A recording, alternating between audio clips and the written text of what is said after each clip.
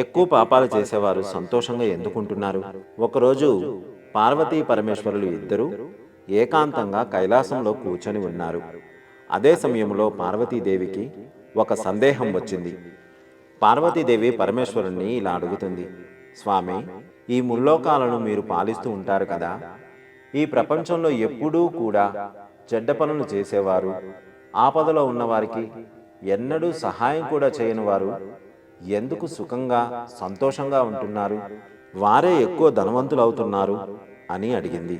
అప్పుడు ఆ పరమేశ్వరుడు, నీ ప్రశ్నకు తప్పక సమాధానం చెప్తాను దేవి, కానీ ఇప్పుడు కాదు.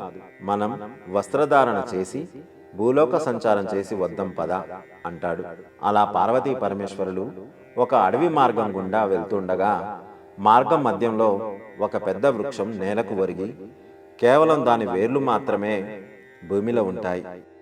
ఆ పరమేశ్వరుడు చూసుకోకుండా అలా నడుస్తూ ఉండగా శివుడికి ఆ వృక్షం తగిలి ఆ స్వామివారు ముందుకు పడిపోతారు.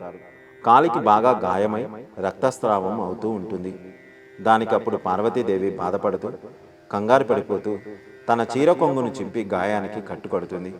కానీ ఆ పరమేశ్వరుడు మాత్రం ఆ వృక్షానికి, నువ్వు ఇంకా విశాలంగా తయారవ్వమని, అడవిలోనే అన్నిటికన్నా పెద్ద వృక్షంగా మారాలని వరం ఇచ్చారు.